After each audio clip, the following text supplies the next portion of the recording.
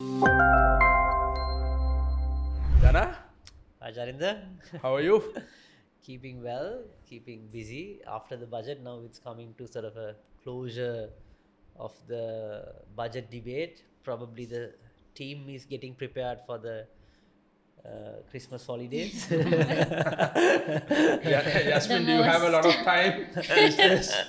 Not a lot actually. We have a lot to finish before we wrap up. But I think we're all looking forward to a big break, hopefully. Yeah. As is everybody. So yeah. Yeah.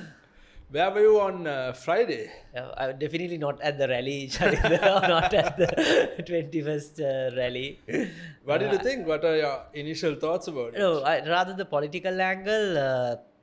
I think the opposition, I think they are looking for the leadership, and that's more the political angle. But the more economic angle, what I could basically recall is, if you remember the first rally, I think they were also thinking starting in November at Nugegoda. Even the Mahinda Sulanga, that rally was also started in Nugegoda, no? 2015, February or March. February or March, no? Yeah. It's about a couple of months after the government, the presidency changed. Correct. So what I see is generally on an economic angle, Chari, when growth slows down, it how shall I say, the reasons pops up for the opposing parties to get together and create a alternative like narrative, because in my view politics are all about setting the narratives, no?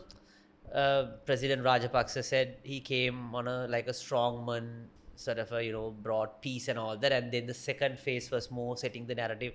I not only finished the war, I also drove the country to development. Post-war development. Exactly. And then there was an alternative narrative, okay, that came at a massive expenditure of corruption. And then it was coming to treat that corruption matter. And then the narrative changed again, while, okay, you are trying to eradicate corruption. First, you didn't do anything of that because you started with the central bank bond scam. But then it was a more national security. Now that's the bond scam of 2015. Absolutely, bond scam of 2015. Yeah. That was the genesis of the rally in Nugegoda by then, right? So that basically opened the opposition to come together. I'm not, again, don't get it on a political sense, but that set up the new narrative. And then it slowly evolved to a national security threat. And then the alternative narrative was set, okay, national security is in trouble. And then a new president was elected. And then if you recall, COVID came, but actually our growth slowed down before we closed down in March somewhere, first quarter. March 19th or 30th, yeah. But actually our growth was declining, and if I remember right, it was negative in the first quarter of the same. We closed down about 2 weeks in that first quarter, but the growth already hit a negative. Yeah, because of the tax cuts. Because of the tax cut. Yeah. So my experience is, or rather my observation is, every time when the growth slows down, it gives the space for whoever else to set the narrative. And it's an evolving process. So while people can define the rally the way that they want, I also don't know whether it's successful or not successful. That is not the matter. It is the matter that people who were somewhat reluctant to associate certain brand on a branding point of view, now it's in their consideration set that they are kind of loosely associating with those, Don't you think that the crowd that came for that Dana is the crowd that was in hiding and not a new base for the SLPP as such? Could be. Definitely. They are emboldened now because the party is making a concerted effort to bring them out of their shells. Don't stay in hiding, hangila in Nepal, come out and be Absolutely. proudly Pohotu. Correct. No, could be, Chari, but that also indicates why someone was earlier even reluctant and they were hiding, and the fact that they were now a little bit comfortable to come out and speak is also an indication there may be it's a pyramid, no? Yeah. There'll be people who were earlier completely reluctant to come out, now they are coming out. So that means there's another layer also it was not, the decision hasn't been made. It's like now I am open for sort of options, or am I considering options? It's like, you bought something, there is a point that even whoever competitor comes, you are just decided, no, I'm just buying this particular product from this particular shop. But there's a moment, maybe I consider other option. Maybe I'm still buying that from the same shop, but now I have given an appointment to someone else to have a chat, to have a conversation. So I think, I'm not saying whether it's successful or not, but I think it's important indicator for the reformists to think about whether the growth is sustainable, whether it being felt by the people. Because if the economic growth slows down, because what I believe is, Chari, the worst enemy of the poor is inflation. The best friend of the poor is economic growth, including the middle class. Because when the economy grows, it will create more employment opportunities, more jobs, better revenue. Because someone's expenditure is always someone's income. So when the economy grows, people will spend more. That means people will earn more. So if it slows down, maybe it's time to think. And that's why I think we have always been saying, do the hard reforms in the first 100 days. Now, of course, as you said, the first Nugegoda rally in 2015 came after bond scam, in like few months after just forming the new government. Yeah. But now this came after about a year. So you have to be cautious, as if you're on a reform agenda, let's leave the politics aside, whether this is an indication that the growth agenda, or like people really do not feel the transformation, is one way to think about it. Yeah. I mean, if we are looking at it from a positive side, as far as the organizers are concerned, I think that's what they would think, that this was sending a message to the government, and the government is under the false assumption that they are doing everything great and people are so happy. This was our way of pinching them a little bit and showing them that not all is well. Correct.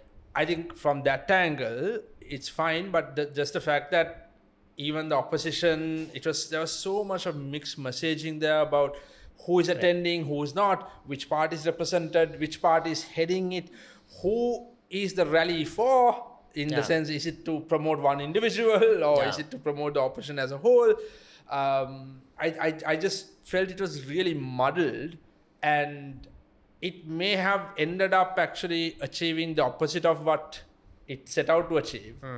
Because what you don't want is to plan for something and promote something a lot and then have it be underwhelming. Correct. And I felt the Nugegoda rally was somewhat underwhelming. Right. Because with all that build up, we heard about it officially, I think, about a month before it happened. Yeah. And with that level of build up for a rally in Nugegoda is that hall is not a big hall. Ananda Samarkon, and then trickling down onto the streets, even it's not a huge crowd. Yeah. So for them to have had that build up and then delivered only this amount of people, and then also the videos that were going around. Now we don't know whether that was planned and it was government elements that infiltrated the rally, but people being completely inebriated, not knowing which rally they were at sometimes. I don't think that the optics were great. Right. And then the whole point of the rally, or the leader of the rally, was supposed to be the former president Mahinda Rajapaksa, who didn't attend, and the other leader, former president Ranil Wickremesinghe, didn't attend. So again, really mixed messaging as to what it is. So I just found my point was, on an economic point of view, just be cautious whether it's a, how shall I say, outcome, or like, people's even considering. It doesn't mean that they are happy with the brand, or the brand was doing, or like brand, I sense like, a different, but I meant is not even the political party. The alternative narrative that is being brought, whether it's appealing or not, it is just be cautious about the growth, because it may be a symptom. When people really don't feel the growth, they may be looking at alternative narratives, political narratives, to align themselves. Yeah. I think that's what in my view, happened in 2010, in 2015, because it wasn't really aligning with the narrative, because we say development, but even the narrative was your development hasn't really felt. My cost of living is going up. I'm really having a miserable life. Highways and everything really didn't transform. Yeah. And later on the numbers also basically pointed out it was more construction driven and a debt driven formula that we had, and it was obvious why the people made that decision. Same happened for the Yahapalana government. They came with the Yahapalana mandate and there was a massive corruption case to begin with, and the growth was also slowing down because no serious reforms were done. None of the state-owned enterprises were reformed, and the growth was completely declining. Of course, there were multiple shocks. So my point too, if someone is watching from the government on an economic angle, keeping all the politics aside, just be concerned whether people are getting a different, whether they are really, because we don't know, inflation was at 70%, whether the catching up of the wages, whether it's adequate enough, whether women are happy because they feel the pressure at the household level, whether the employment creation and people who went abroad, migrated, whether they are happy. So far, seems from the remittances and all that, they are okay. Tourism is running well, but just check whether the growth numbers can be sustained on that front. Yeah. Just before we close on that topic, one thing I like about this is that right now, what the opposition is a little hard to say because the opposition seems to agree with some things that the government is doing, but then disagree for the sake of disagreeing with some things that the government is doing. I think the positive thing from a political standpoint is that if this is to be the next opposition, the proper opposition, there are clear differences between the government and them. In terms of, say, racial harmony, there are clear differences in the narratives that are being drawn up. In terms of the political culture, there are clear differences in the narratives that are being drawn up, and also from experience, with people having seen them.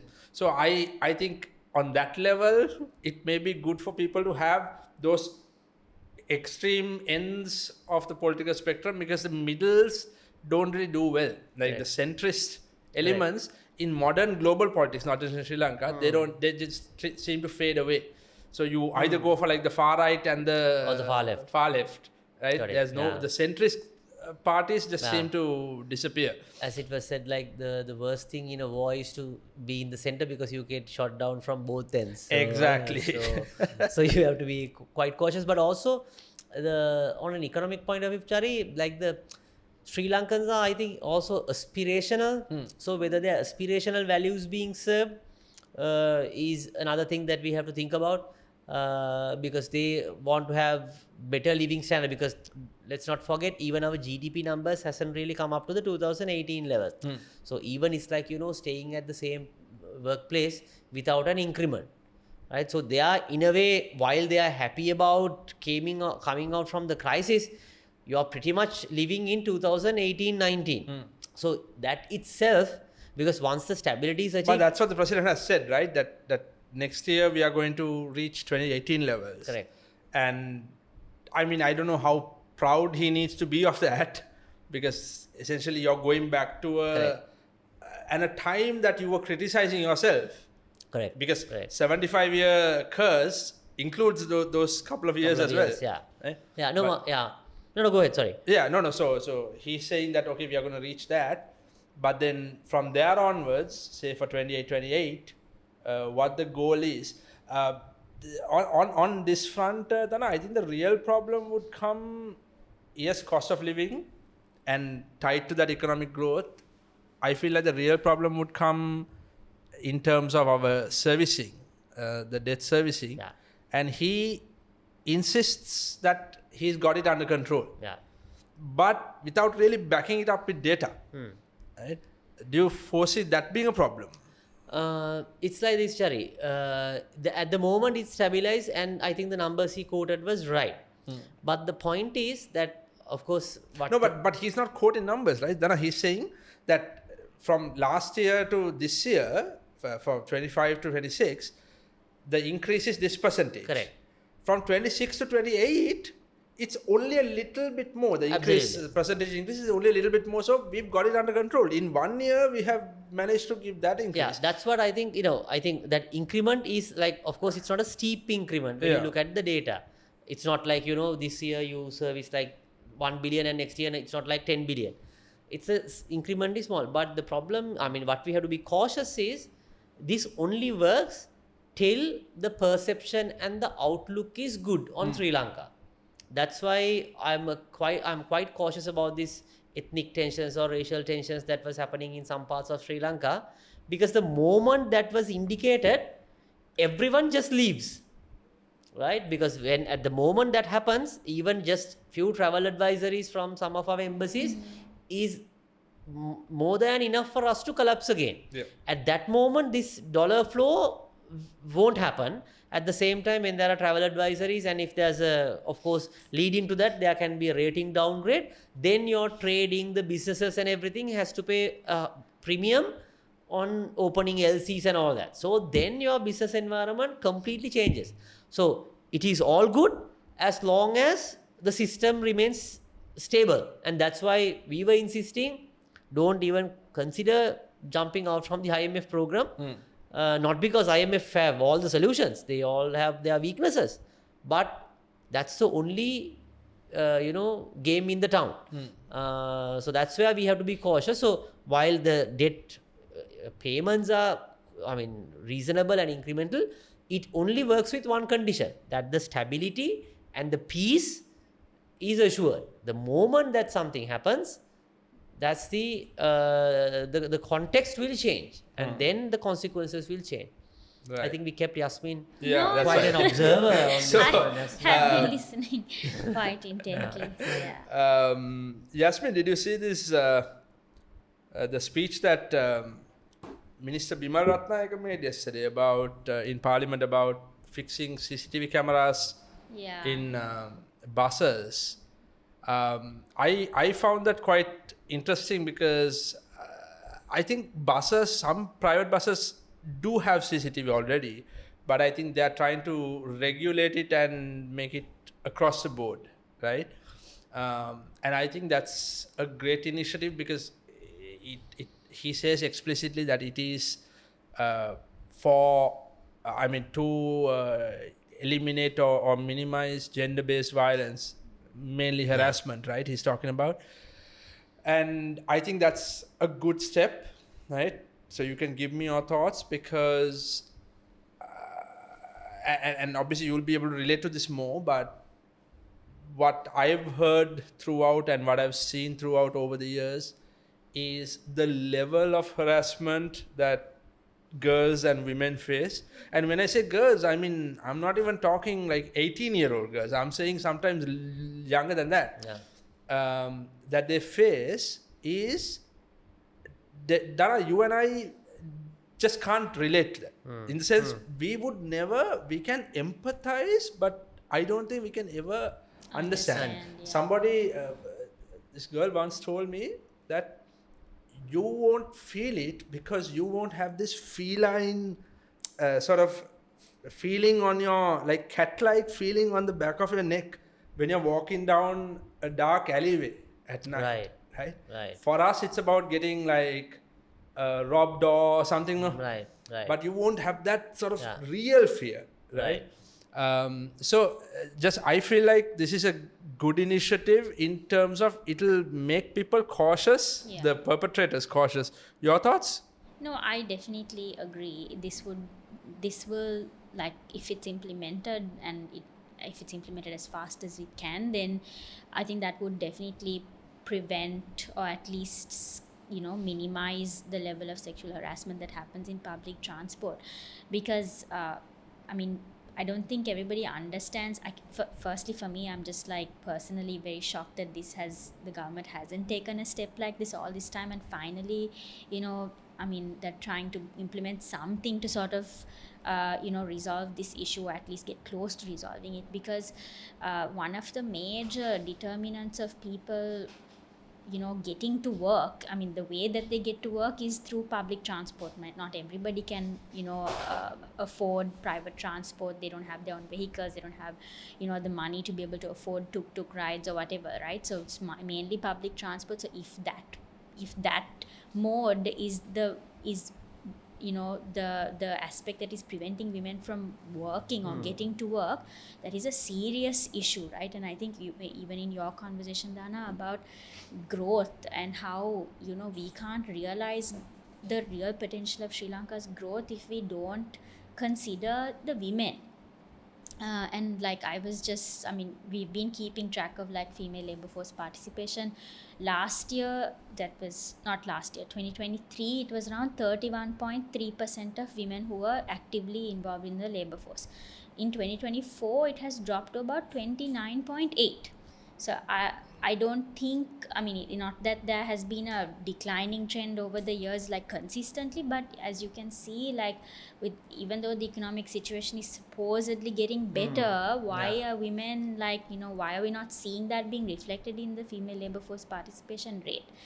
Of course, why women are not being involved in the labor force, it depends, and I think we all won't be surprised by the biggest reason being and interestingly, this is actually coming less than a week after this businessman's wife on a podcast actually said something along the lines of that a man wouldn't try to harass a woman unless there was some sort of signal from her side, and that men don't proactively do it unless there is some sort of invitation. Now, that is not my experience, right? Or that is not the experience of the people that I've spoken to. You don't really need to even make eye contact.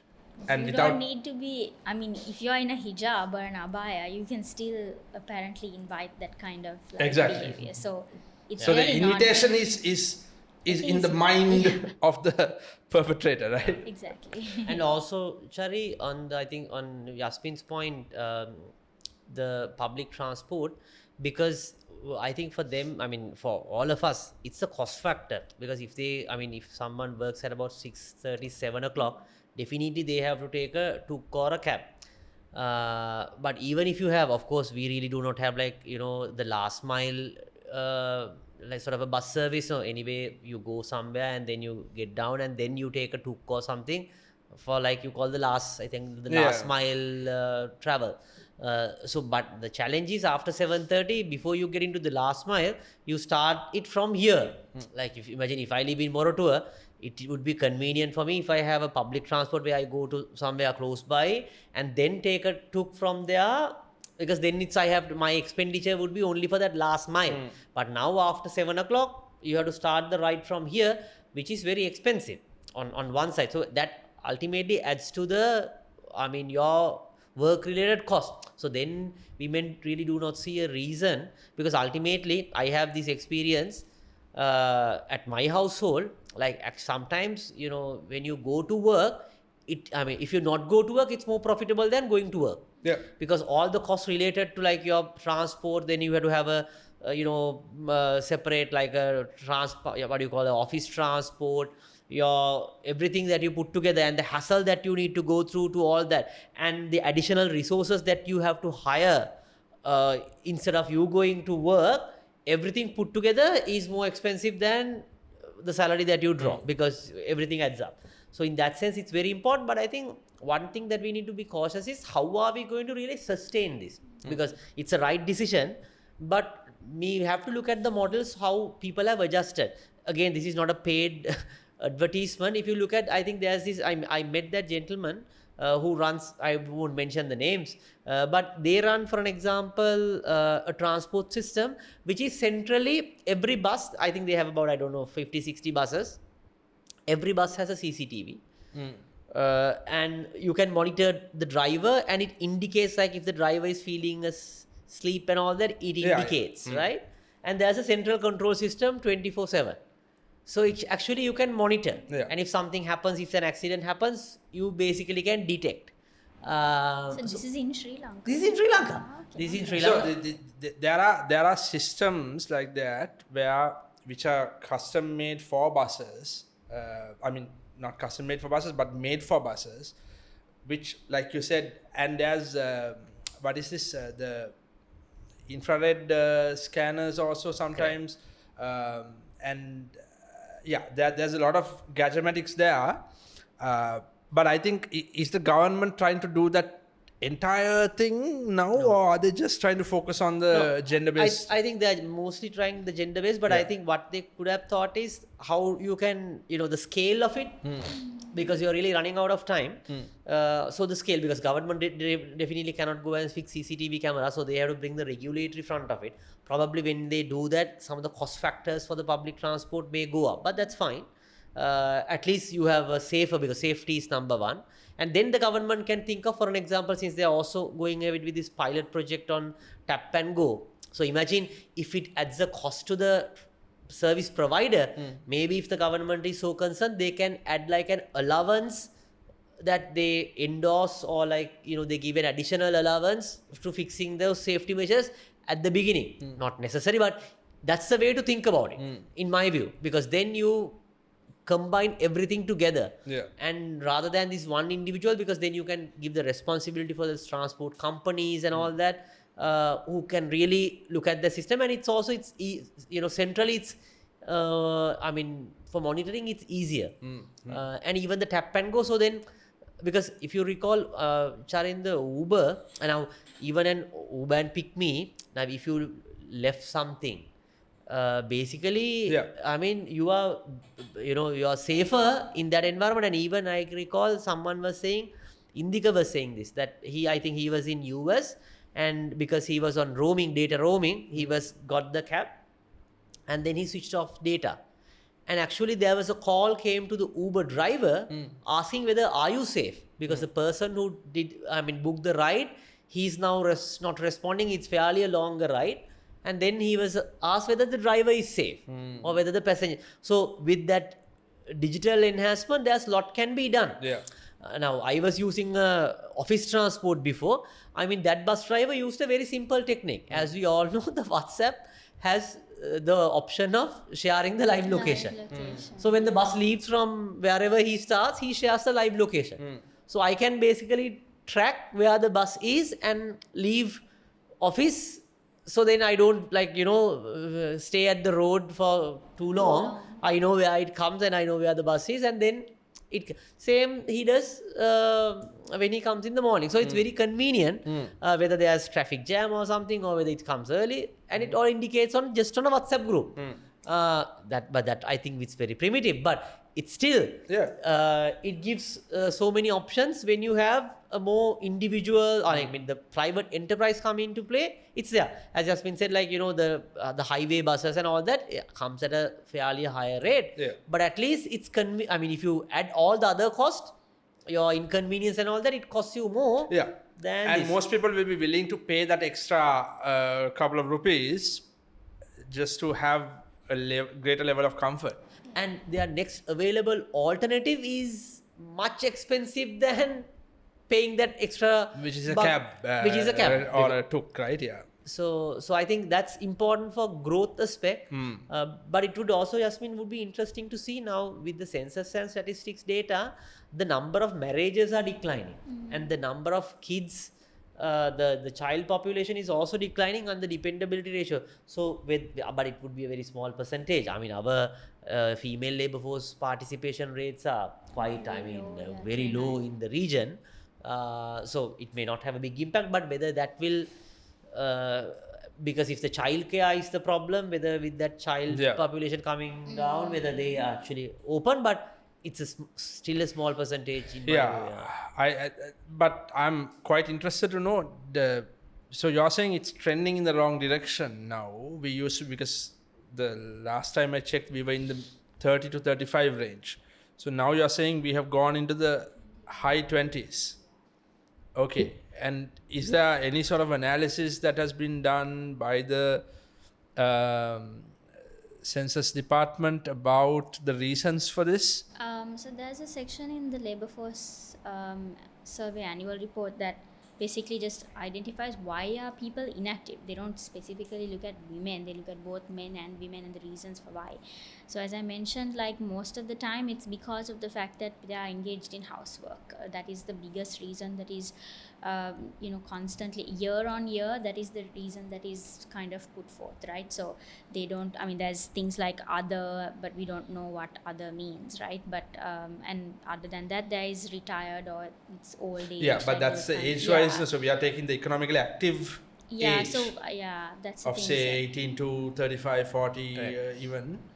I think like in our research that we've done and even the policy briefs that we have put out, if given we're just going with the data that Department of Census and Statistics is saying, which is that if engaging in housework is the biggest impediment to women being part of the labor force or contributing or being employed, this whole aspect of legalizing or even fully recognizing flexible and work from home arrangements can go a long way. So I know that today's conversation was dominated by the whole public transport problem, but the question of why are women not in the labor force, it's a very multifaceted Yeah. kind of issue, Yeah. right? So even things like I mean, for me also, if not only for me, but like I think for most women, if that flexible option was given, I think our willingness to sort of give back to work, be employed for longer hours, be employed for longer periods, that willingness is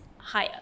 So but right now in our laws we have not recognized it, right? And there's been No, but I mean, work from home is it happens. far more recognized now than say 5 years ago, Definitely, right? definitely. But if there is recognition from the like the law recognizes that okay, this can be provided by the private sector employer or even public sector, whatever it is.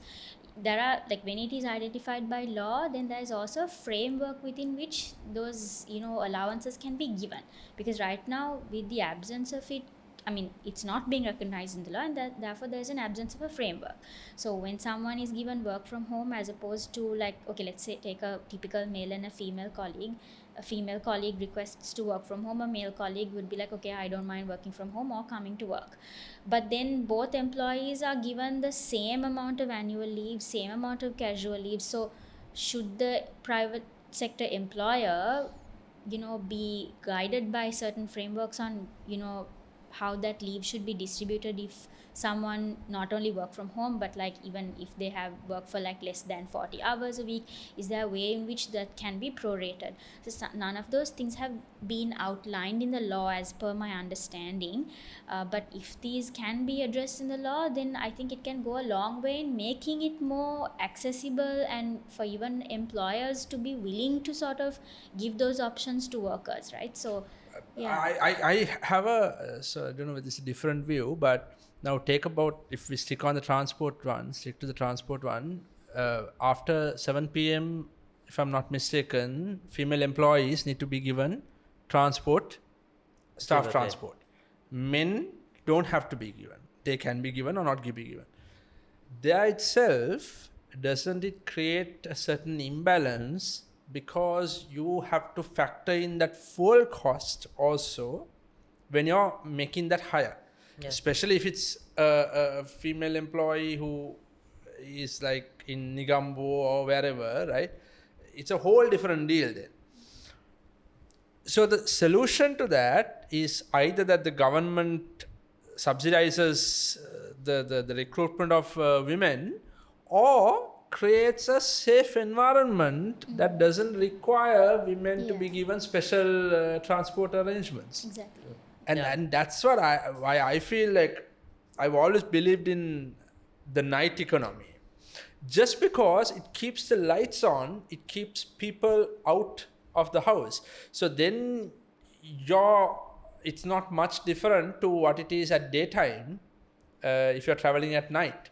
Yes, I mean, it's never going to be the same, but that's the case in any country. Yeah. And the transport, trains are operating, buses will be operating, cabs will be abundant, and just creates a whole new Absolutely. society. No, you were spot on. I think you looked at on the cost point of view. I think on labor force, Shari, everything has to be, regardless of its gender aspect, of course, definitely for the gender aspect, it is important looking at the cost aspect. Now, for an example, for household work, how can we make it efficient? For an example, at a household, how many of Sri Lankans can afford a dishwasher? How many of them can afford like a 4-burner cooker? Because that makes a significant difference when you get work done.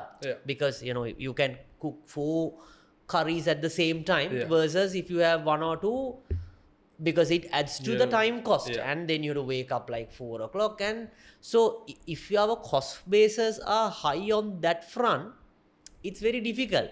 So that's why Chari, I feel this game is very difficult to transform on one side, because you're only looking at sometimes on the labor angle and you do the regulatory changes, but still female may not join the labor force because actually their cost factors and their time factors are off the charts. Because that if you look at, okay, you brought or you did the all flexible work hours and all that, but still for them, I have to wake up at 4 o'clock because I have to cook for my kids, or I'm not saying women has to cook or anything, but even let's say, even as a family, okay, you still have to wake up at 4 o'clock, you have to cook for 2-3 types of meals, and then you really cannot afford a washing machine, and you really cannot do your kitchen, you cannot do your pantry cupboards. So then it adds so much cumbersome in your lifestyle, and then after doing all that, you have to also drive, or you really cannot have access to public transport. So then it adds on, and then you become very tired for obvious reasons. By the time you come to work, you're already tired, and you are pretty much resting at work. And then again, by the time you go home, again the same cycle. So it is looking at, as you said, looking at the overall cost factors across all bases and bringing it down. I think that's where a more economic outlook that we need to think about, because otherwise we will not be able to really attract them. Yeah, but it's also cultural, no, Dana? Absolutely. I mean, the fact that expectation is on the woman to have the food prepared, the arranging done and all of that, I think that also, and that's why I feel like some of this data that you were referring to also about, there's more couples who are living together, there's more couples who are delaying marriage, there's more couples who are delaying childbirth, or not choosing to have a child at all. I think those are liberal values which we need as a society. And with those values will come the whole expectation reducing of the woman to be the one to cook and raise the child alone, because we can't have fathers like 2 generations ago who just earn and then come and whatever, and then just pet the child once. And it just doesn't work. And that's what I think a lot of people don't understand now. Even if you look at housing, in apartments, I think I really cannot recall the exact regulation. For an example, based on the number of units, I think there's a regulation that the parking slots has to be, there's a number which is capped. But if you look at the new generation, Gen Zs or whoever's the lifestyle, they may not actually need a vehicle. But now the cost is such where when you do the building, when you keep space for parking, the per unit cost will drastically go up. Because apartment, the high-rise building as such, you have a small plot of land, and basically, the number of units is how you basically recover the cost. By mandating that the number of parking units, even if you want to afford a unit without parking, because anyway, it's convenient if you have your, apartment building closer to your workplace, which you really need not to invest on a vehicle. But when that option is not available, that adds to your cost, because your housing cost is higher, or else you have to go and settle somewhere in in the suburban areas, and then you have to have an alternative way of moving to Colombo or the city limits, even wherever, it could be Galle or wherever, during that peak hours. But if you change the policies, then you really can accommodate the freedom of, when you provide the freedom of choice, then people make it the way which is convenient for them. So that's why I think we have to look at on all those bases to address this issue. But of course, while you are creating those job opportunities, you should also look at the investment front, because ultimately there has to be someone coming and investing and exporting and all that to support that labor market. So that's why it is important, Chari, when you do the reforms, you cannot really have like a piecemeal, like, okay, at one point you do the labor reform, then you take 5 years, then you do the investment reform. By the time it creates so much of distortion, actually people will question the credibility of reforms, because when you do the labor reforms, when there are no jobs, they will ask like, okay, now you all the time you advocated for labor reforms, and now we have done the labor reforms, but there are no jobs. But of course there can be no jobs, because unless you do the investment and the trade reforms, or like you do the investment and trade reforms, and investors coming and saying, look, now you have done the investment, but we are not coming because you really do not have the labor force flexibility. So you have to do like a radical set of reforms to really see the transformation. The problem is everyone doing one thing at a time, and then they are asking results. That is the challenge of this reform game, because you need to do a significant proportion to really see the growth picking up, and for people to feel lives are getting transformed. Otherwise, every 3-4 years they will have a hope. After 3 to 4 years, they will see, they may consider an alternative political narrative. I'm not saying a political party, alternative political narrative, because it's easier to connect with some narrative and think that was the root cause, rather than really understanding it's a more economic growth challenge. And we will repeat. In my view, that is exactly what is taking place over. When there was war, we thought it was the war, and war ended, and then we thought it's corruption. Then now narrative changed, and then we thought it's like unfortunate incidents like COVID and all that. Now it has also moved, and now they are saying it's you came to power by floating lies and all that. And probably there'll be a point that we will come to realization, no, that was also not. But unfortunately, bringing all that is also difficult, because the problem itself is too complicated. There's a labor side, there's an investment side, there's a SOE side, there's a macro side, there's a monetary side, there's public transport side, there's a gender side, there's a population dynamic. It's so complicated. There are so many variables acting at the same time. And these complicated narratives never work, Dana, for people. Absolutely. Right? It's easier for them to, like condense it all into one big reason of either immigration or this something else, which is simpler to understand. But yeah, we covered a lot today. I want to touch on one thing before we end. That is something that was discussed in Parliament yesterday about Sri Lankan Airlines, which is running without a CEO. And the opposition politician MP was asking about it from the government. Why do you not realize that, if something happens, you need a CEO to take responsibility. The buck has to stop there. Just your thoughts on the fact that there is no CEO appointed yet. And the unions may have a lot to do with that as well, the non-appointment. And also, last week, the Sri Lankan Airlines foreign debt was restructured.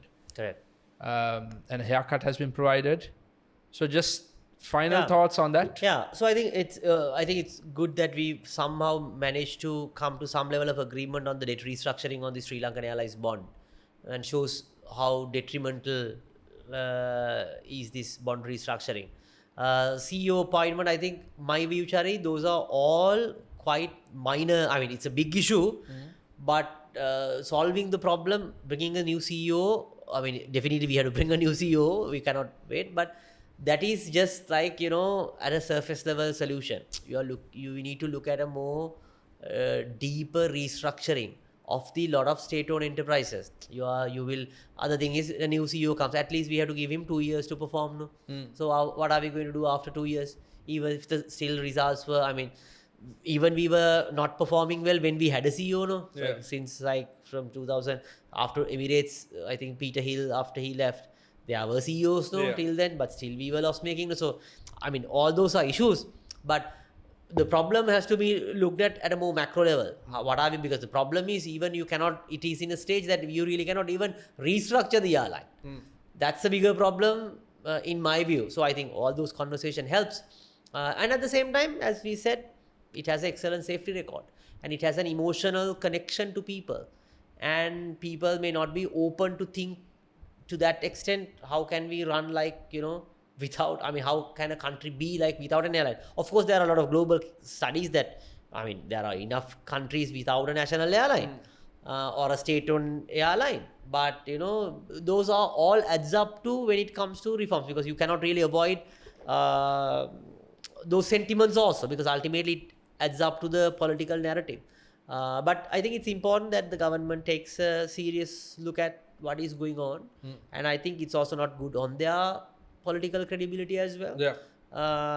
Because this is a going big to pop up. monkey on their back. This monkey, every quarter when the profit and loss accounts are indicated and given the narrative of... But there, Dana, it's operational loss, right? Operational. We're talking about... So no, it's sorry, we're it's talking a net about we are It's not a net talking loss. about an operational loss. It's operationally profitable, but there's a net loss because of the finance cost. Yeah, exactly. So you have to look at on a overall point of view. Let's see how after the debt restructuring whether there will be some relief on the finance cost. But again, as we know, some of the rating agencies really did not upgrade our rating just because of this bond. It was that detrimental on the overall economy. Rating wasn't really upgraded because of this one bond.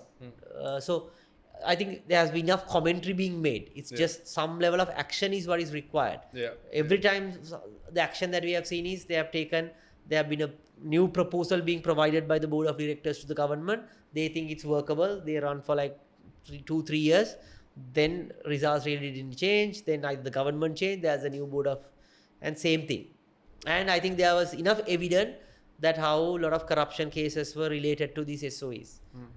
So I think you have to make it will be people's problem, even rather the government. Of course, it will boil down to government. That's my overall take on Sri Lanka, and it will come up again and again. We'll have a program dedicated to to Sri Lanka. We have to have more programs dedicated because it is going to come up back and forth. Right.